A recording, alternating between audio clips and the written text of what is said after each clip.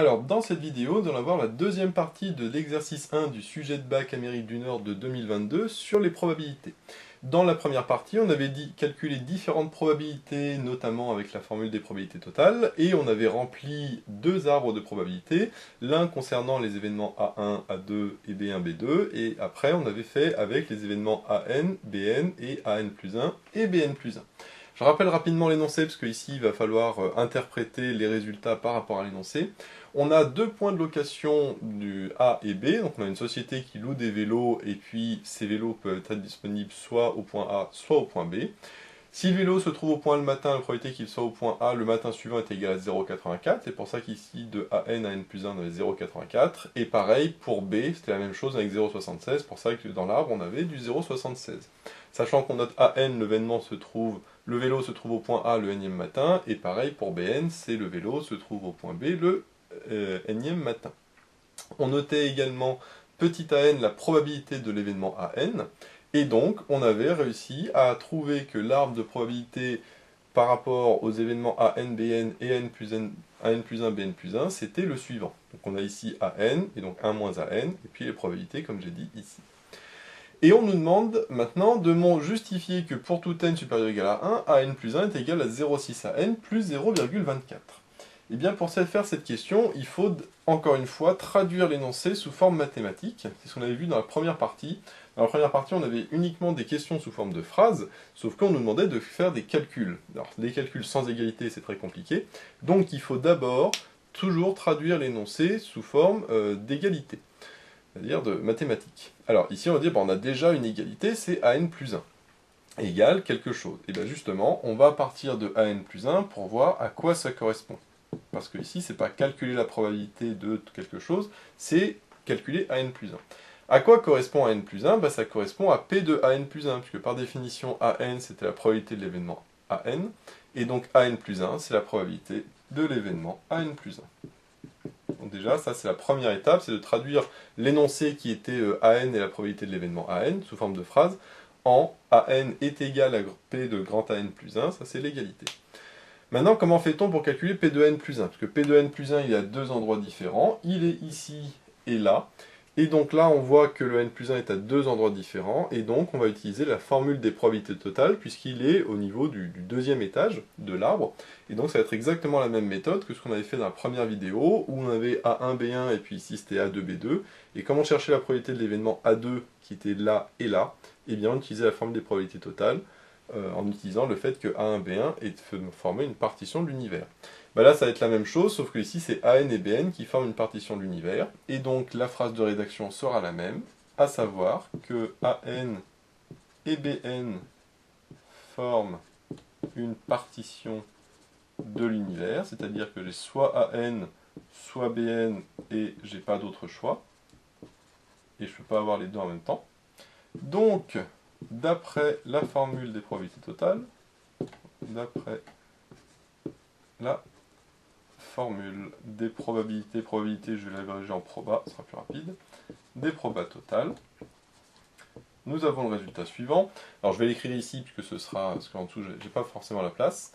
Donc là, la formule des probabilités totales, c'est que j'additionne les différents chemins qui mènent à AN plus 1. AN plus 1, j'ai deux chemins, j'ai soit AN et AN plus 1, soit BN et AN plus 1. Et donc ça va être la somme des deux chemins, et chaque chemin, c'est une intersection.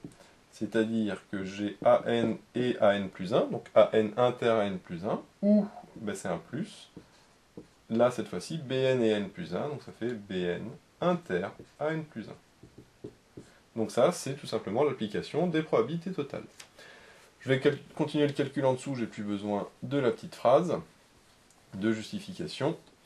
Pour faire AN inter AN plus 1, eh bien, je vais multiplier les différentes probabilités qui sont sur le chemin, c'est-à-dire que j'ai ça et ça, c'est-à-dire AN fois 0,84. AN fois 0,84, ça fait 0,84 AN. Et ensuite BN inter AN plus 1, donc c'est ça et ça, BN AN plus 1, donc là cette fois-ci c'est 1 moins AN fois 0,24 que je vais écrire 0,24 facteur de 1 moins AN, ne pas oublier la parenthèse bien évidemment. Maintenant je vais développer, alors là j'ai 0,24 fois 1, donc ça fait 0,24, je vais le mettre à la fin, hop, donc là j'ai le plus 0,24, Et ici, j'ai moins 0,24 à n. Sauf qu'au début, j'avais 0,84 à n. Et donc si je fais 0,84 à n moins 0,24 à n, 0,84 moins 0,24 ça fait 0,6, donc je vais le mettre directement, comme ça je vais gagner une étape. Et donc à la place de 0,84, ça me donne 0,6. Puisque 0,84 à n moins 0,24 à n, ça fait 0,6 à n. J'ai donc ici mon an plus 1 qui est égal à 0,6 à n plus 0,24, qui correspond bien à ce qui était donné dans l'énoncé. Donc là, ils n'étaient pas obligés de donner parce qu'on voit qu'en réalité on s'en sert pas uniquement pour vérifier. En réalité ils donnent la réponse parce que si on ne le trouve pas, on ne peut pas faire les questions d'après, donc c'est pour ça qu'ils donnent la réponse. Mais ça ne sert à rien pour savoir comment on fait. Il faut vraiment regarder l'arbre pour deviner. Et c'est pas par récurrence, puisque la récurrence justement c'est la question d'après. Et donc si on nous demande dans la question d'après, ce serait très étonnant qu'il faille démontrer ça par récurrence. Donc comme on le voit, c'est une simple formule des probabilités totales, puisque grâce à l'arbre, on a le an plus 1 à deux endroits différents, et donc on peut calculer la probabilité de an plus 1. Ensuite, pour les questions d'après, on n'a plus besoin de l'arbre, donc je vais l'effacer, ce qui me permet d'avoir un petit peu plus de place pour la question précédente, qui est justement de montrer par récurrence que an est égal à 0,6 moins 0,1 fois 0,6 puissance n-1. C'est-à-dire que là, je viens de démontrer la formule de récurrence de an, j'ai an plus 1 en fonction de an, mais moi ce qui m'intéresse c'est la formule explicite de an, c'est-à-dire celle que je dois montrer par récurrence. Donc il donne la solution, donc on va tout simplement faire une récurrence classique en utilisant la formule qu'on a vue à la question 3. Donc là, on va dire, pour tout n supérieur ou égal à 1, parce que attention, ici on partait du premier matin et pas du 0e matin, donc c'est pour ça que c'est supérieur ou égal à 1, on va poser Pn qui est ce qu'on veut montrer, à savoir que An est égal à 0,6 moins 0,1 fois 0,6 puissance n-1. Au niveau de l'initialisation, donc là cette fois-ci attention on part de 1, de n égale 1, donc je vais calculer séparément le terme de gauche et le terme de droite et montrer qu'ils sont égaux. Donc le terme de gauche c'est A1. A1, je rappelle que c'était égal à 0,5, puisqu'on disait que le premier matin, la moitié des vélos est au point A et l'autre moitié est au point B. Et donc A1, c'est-à-dire la probabilité de l'événement A1, c'était 0,5, puisqu'il y a autant de vélos au point A qu'au point B. Donc si on prend un vélo au hasard, il a 50% de chance d'être au point A, donc A1 est égal à 0,5. Maintenant, calculons le membre de droite, mais en remplaçant le n par 1. Surtout, je ne dis pas directement que c'est égal, parce que je dois le montrer. Donc c'est-à-dire je fais 0,6 moins 0,1 fois 0,6 puissance, ici comme j'ai n-1, je remplace le n, attention, par 1, parce que ici je commence à 1, donc ça me fait 1 moins 1, ça me fait 0. 0,6 puissance 0, ça fait 1, 0,1 fois 1, ça fait 0,1, donc ça fait 0,6 moins 0,1, et 0,6 moins 0,1, ça fait 0,5. Et donc là ça marche, je vois que dans les deux cas, j'ai 0,5. Ça veut dire que j'ai bien A1, donc ce que j'ai calculé là, qui est égal à ce que j'ai calculé là, c'est-à-dire 0,6 moins 0,1 fois 0,6 puissance 0. Et donc ça veut dire que la propriété Pn est vraie au rang 1, donc ça veut dire que P1 est vrai. Donc ça c'est une initialisation, rien de très compliqué, c'est toujours à chaque fois au niveau de la rédaction qui est importante. Ne surtout pas dire directement que l'égalité est vérifiée, mais on calcule séparément le membre de gauche et le membre de droite, et on voit que les deux sont égales à la même chose, et donc l'initialisation est vraie. Maintenant, c'est l'hérédité, bien sûr, qui est beaucoup plus intéressante. Donc là, au niveau de la rédaction, on va dire, supposons que Pn vrai pour un entier n supérieur ou égal à 1 fixé. Donc je rappelle, c'est toujours, ne surtout pas dire, supposons Pn vrai pour tout n, supérieur ou égal à 1, parce que là ça veut dire qu'on suppose directement la conclusion. Donc il faut surtout dire que le n il est fixé. L'autre manière de dire c'est soit n supérieur ou égal à 1, supposons P de n vrai. Ça marche aussi, c'est à vous de voir. Et donc l'idée c'est de montrer Pn plus 1. Donc moi ce que je fais toujours c'est que au brouillon je marque qu'est-ce que c'est Pn plus 1. Pn plus 1 c'est tout simplement comme Pn mais je remplace le n par n plus 1. C'est-à-dire que là je remplace le n par n plus 1 ça fait an plus 1. Et si je remplace le n par n plus 1 ça fait n plus 1 moins 1 ça fait n. C'est-à-dire que ça fait 0,6 moins 0,1 fois 0,6 puissance n. Donc ça, c'est ce que je veux montrer. Donc pour montrer ça, je vais partir de an plus 1, et je vais remplacer égal, égal, égal, égal, et à la fin, normalement, je tomberai sur le membre de droite.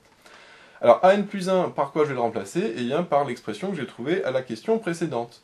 À savoir qu'on avait justifié à la question 3b que an plus 1 était égal à 0,6 an plus 0,24, et ça j'ai le droit de le mettre parce que j'avais justifié que c'était vrai pour tout n supérieur ou égal à 1, donc en particulier, comme mon n est bien supérieur ou égal à 1, il n'y a pas de souci. Et là maintenant, je vais remplacer le an par mon p de n, parce que j'ai supposé que p de n était vrai pour ce n là, c'est-à-dire que j'ai supposé que an était égal à ça. Donc j'ai le droit de remplacer le an par ce que j'ai supposé, c'est-à-dire ça. À savoir 0,6 moins 0,1 fois 0,6 puissance n moins 1. Et attention, ne pas oublier le plus 0,24, bien évidemment, très important. Maintenant, je développe. 0,6 fois 0,6, ça fait 0,36, parce que 6 fois 6, 36, avec les deux chiffres après la virgule, ça fait 0,36. Ensuite, ici, alors attention, il y a un gros piège.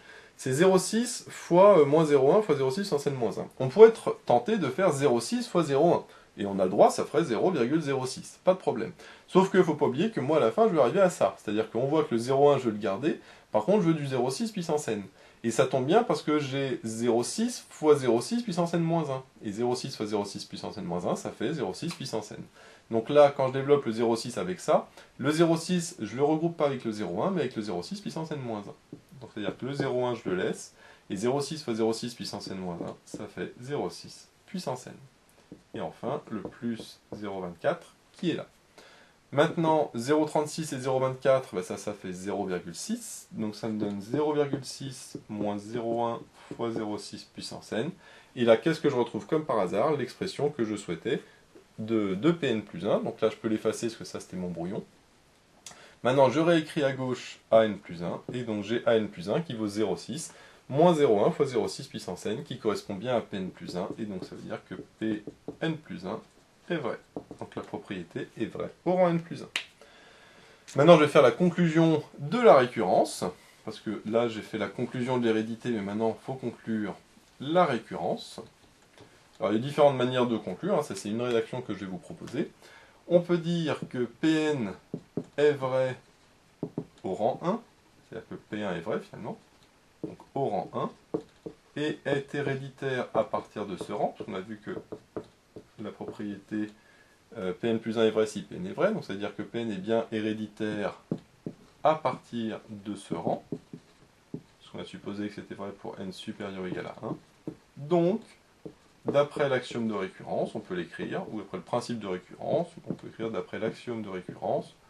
On peut aussi ne rien écrire, c'est pas très très important ici. Donc d'après l'axiome de récurrence, Pn est vrai pour tout n supérieur ou égal à 1. Alors moi j'aime bien après réécrire à quoi ça correspond, parce que le problème c'est que Pn c'est moi qui l'ai posé, c'était pas dans l'énoncé, et donc je réécris que pour tout n supérieur ou égal à 1, et bien le Pn est vrai, et Pn on a vu que c'était an égale 0,6 moins 0,1 fois 0,6 puissance n moins 1. Et donc j'ai bien montré par récurrence que an était égal à 0,6 moins 0,1 fois 0,6 puissance n moins 1. Maintenant, les deux questions d'après vont être des questions de calcul, mais aussi d'interprétation. Alors, ensuite, la question 5, c'était d'établir la limite de an. Alors ici, ça va être plutôt simple, dans le sens où là, 0,6 c'est une constante, et 0,1 c'est une constante. Donc finalement, il n'y a que le 0,6 puissance n-1 où il y a du n. Or, quelle est la limite de 0,6 puissance n-1?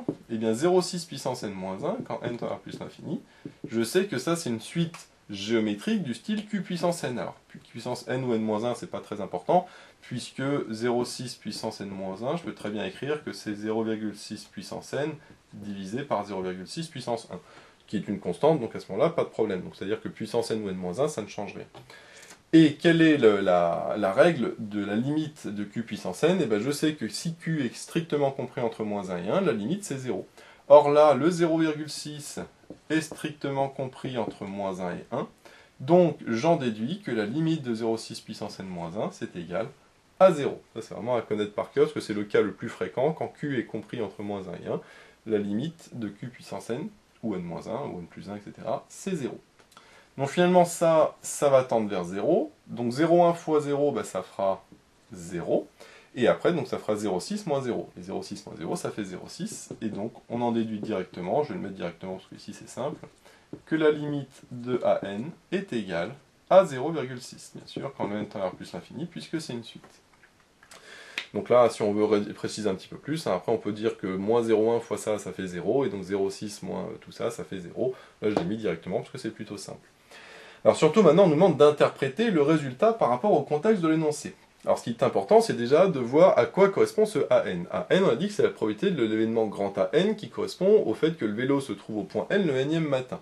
Donc quand le n tend vers plus l'infini, on voit que c'est le matin infini, c'est-à-dire au bout d'un très grand nombre de jours. Donc déjà quand n tend vers plus l'infini, c'est-à-dire au bout d'un grand nombre de jours. Et la limite est égale à 0,6. 0,6, ça correspond à 60%. Parce qu'il ne faut pas oublier, on va réfléchir ici en termes de pourcentage. Ça veut dire qu'il y a 60% de chances que l'événement AN se produise, c'est-à-dire que le vélo soit au point N. Ça veut dire, si on fait avec une phrase, qu'au bout d'un très grand nombre de matins, le vélo aura une 60% de chance d'être au point A, et donc, par déduction, 40% de chance d'être au point B. C'est-à-dire qu'il aura plus de chances d'être au point A qu'au point B. Donc ça, c'est une manière de le dire. Après, il n'y a pas une seule bonne réponse. À partir du moment où le principe que je viens de dire est compréhensible, ça marche. Hein. Donc on peut dire, au bout d'un certain nombre de jours, donc le temps que l'état stable se fasse, d'un certain nombre de jours, le vélo sera au point A, avec une probabilité de 0,6 ou avec 60% de chance. Ou alors on peut dire, il y aura 60% de chance que le vélo se trouve au point A. C'est une autre manière de le dire. Et donc, sous-entendu, 40% de chance que le vélo soit au point B.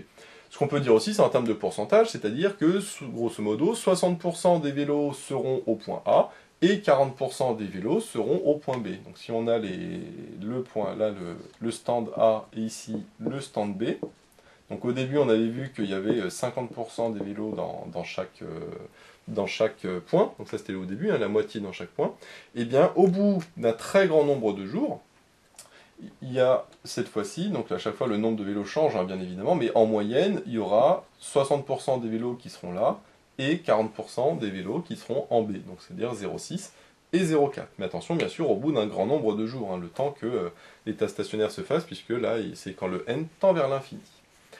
Alors justement, la question d'après était liée, puisqu'on nous demandait de déterminer le plus petit n, donc le plus petit entier n, tel que an soit supérieur ou égal à 0,599.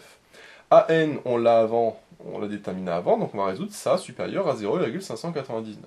C'est-à-dire qu'il faut résoudre 0,6 moins 0,1 fois 0,6 puissance n-1 supérieur ou égal à 0,599.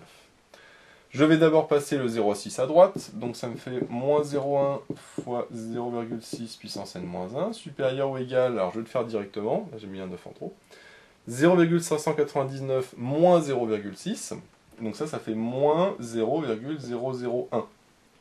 Puisque c'est comme si j'avais 0,6 moins 0,599, donc 0,001, sauf que comme c'est l'inverse, c'est 0,599 moins 0,6, ça fait moins 0,01. Maintenant, je vois que je peux diviser par moins 0,1, sauf qu'attention, si je divise par moins 0,1, comme c'est négatif, il faut que je change le sens de l'inégalité. Ça, c'est le gros piège. Hein. Faire très attention à ça. Hop, divisé par moins 0,1. Attention, parce que comme c'est négatif, je change. Alors là, les moins, je vais pouvoir les simplifier directement. Comme ça, ce sera beaucoup plus simple. Et je vais aussi simplifier ça directement, comme ça on va gagner une étape. 0,1, en dessous, je vais l'écrire 10 puissance moins 1. Et 0,001, je vais l'écrire au-dessus, 10 puissance moins 3. Donc ça me fait 10 puissance moins 3 sur 10 puissance moins 1, donc ça fait moins 3 moins moins 1, ça fait moins 3 plus 1, ça fait moins 2. Donc ça, au final, ça me fait 10 puissance moins 2. Voilà, comme ça, au moins, on gagne un petit peu de temps. Et ici, c'est du calcul simple, hein, c'est du calcul. Alors c'est mieux de le faire sur nombre de puissance, parce qu'ici, c'est des 0,001. Si on le met en termes de puissance de 10, c'est beaucoup plus simple. Maintenant, je vois que mon inconnue n, elle est en puissance, et donc je sais à ce moment-là qu'il faut que j'applique la fonction ln à gauche et à droite afin de faire descendre la puissance. Puisque je sais que ln de a puissance b, c'est b ln de a, c'est-à-dire que je peux écrire ça vaut n-1 ln de 0,06. Et je ne change pas le sens de l'inégalité, puisque mon ln est croissant, la fonction ln est croissante. La ln de 10 puissance moins 2, je pourrais écrire c'est moins 2 ln de 10, mais je vais laisser ln de 10 puissance moins 2, parce que c'est très bien comme ça.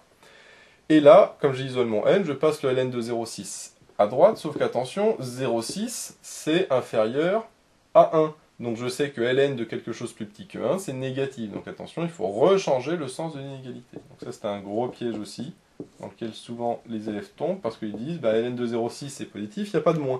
Attention, c'est pas parce qu'il n'y a pas de moins que c'est pas négatif. D'accord? Typiquement, c'est les ln, c'est le cas le plus fréquent. Quand on a un ln qu'on prend entre 0 et 1, parce que je rappelle que la fonction ln elle est comme ça, négative jusqu'à 1 et positive après, eh bien comme ln de 0,6, on peut le justifier, hein, c'est inférieur à 0, je suis obligé de changer le sens de l'inégalité. Maintenant, il me reste juste à passer le moins 1 de l'autre côté, donc là, à ce moment-là, il n'y a pas de souci, puisque je fais plus 1, donc c'est pas une division ou une multiplication, et donc je trouve que n est supérieur ou égal à ça. Sauf que là, c'est pas du tout suffisant, je ne peux pas laisser ça comme ça, parce que moi je voulais un entier n. Donc il faut faire ça à la calculatrice, et à la calculatrice, vous verrez que ça fait à peu près 10,02. Comme ça fait à peu près 10,02, il faut faire attention que le n est supérieur à 10,02, donc ça ne peut pas être 10, puisque 10 c'est pas supérieur à 10,02. Donc il faut toujours prendre l'entier au-dessus, et donc du coup, c'est-à-dire que n égale 11, puisque c'est le plus petit qui soit, entier qui soit supérieur ou égal à 10,02, c'est 11. Donc la question du trouver le plus petit entier n, que an soit supérieur à 0,599, ça c'est du calcul classique avec la fonction ln, donc ça il faut vraiment l'apprendre par cœur, avec surtout tous les pièges, quand on divise par des nombres négatifs et qu'on divise par du ln qu'on prend entre 0 et 1, parce que ça c'est vraiment les pièges très classiques. Alors surtout, on nous demandait une fois de plus d'interpréter le résultat. Et bien le n, cette fois-ci, c'est toujours le même principe, c'est-à-dire c'est le nombre de jours, puisque le n c'était le nème matin, donc le 11 ça va être le 11e matin. Et c'est le 11e matin, à partir de quoi? Ben, c'est à partir du 11e matin que an est supérieur ou égal à 0,599. Or, on avait vu que le an, donc il partait de 0,5, et puis on pourrait montrer que c'est croissant, et après on a vu que ça convergeait vers 0,6. C'est-à-dire que si je trace an, grosso modo, j'aurai quelque chose qui sera comme ça. Alors c'est des points parce que c'est pas une suite. Hein. Enfin c'est une suite, c'est pas une fonction, donc forcément voilà. Mais si je le mets sous forme de fonction, c'est un peu le même principe, hein, ça va faire quelque chose comme ça. Voilà, bon. C'est-à-dire ça va tendre vers 0,6.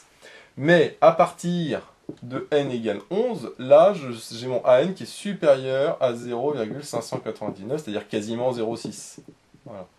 Ça veut dire que à partir du 11e jour, la probabilité d'être au point A, que le vélo se trouve au point A, est supérieure à 59,9%, c'est-à-dire que je suis quasiment arrivé à mon état stable de 60%. Et donc c'est ça qu'ils attendaient comme phrase, c'est-à-dire à partir du 11e jour, c'est ça qui est hyper important à dire, à partir du 11e jour, la probabilité de l'événement AN est supérieure à 59,9%. On peut écrire ça. Donc à partir du 11e jour, ça c'est très important parce qu'on nous demande un n qui vaut 11, donc il faut forcément dans la phrase faire apparaître le 11. Donc à partir du 11e jour, la probabilité, donc j'écris la proba, hein, la probabilité de AN, c'est-à-dire la probabilité que l'événement se trouve en A, donc on peut écrire la probabilité que le vélo se trouve en A, est supérieur, parce qu'on dit que c'était supérieur ou égal, donc est supérieur ou égal, c'est pas très important, à 59,9%, ou 0,599, tout dépend si on veut l'exprimer en pourcentage ou en probabilité, vu qu'ici on a une phrase, c'est pas très important. Donc voilà ce qu'ils attendaient, après on n'est pas obligé de faire exactement cette phrase, hein, on peut faire l'inverse, hein, on peut dire que le vélo se trouve en A avec une probabilité supérieure à 0,599 à partir du 11e jour, etc. Enfin, il y a vraiment plein de possibilités à partir du moment où l'idée générale de la question est là. Donc voilà un petit peu pour ce sujet très classique sur les sujets de bac de probabilité qui mélangent en même temps des récurrences avec des suites, puisque là on n'avait pas uniquement A1, A2 comme dans la première vidéo, mais aussi du AN et BN comme on l'a vu ici. Et donc je vous invite à vraiment refaire cet exercice pour bien le maîtriser, puisqu'il y a d'autres sujets de bac dans lesquels on a quasiment exactement le même type de questions. C'est juste le contexte de l'énoncé qui change, ce ne sera plus des vélos, ce sera autre chose, mais les questions sont vraiment exactement les mêmes, notamment les questions à la fin sur toutes celles qu'on a vues sur cette deuxième vidéo. Donc voilà, j'espère que cette vidéo vous sera utile. N'hésitez pas à vous abonner pour être au courant des nouvelles vidéos qui sortiront. J'ai mis le lien dans la description vers l'énoncé de l'exercice, ainsi que vers d'autres sujets de baccalauréat. J'ai également mis le lien vers la page Tipeee où vous pouvez soutenir Méthode Maths. Et moi je vous dis à bientôt pour de nouvelles vidéos.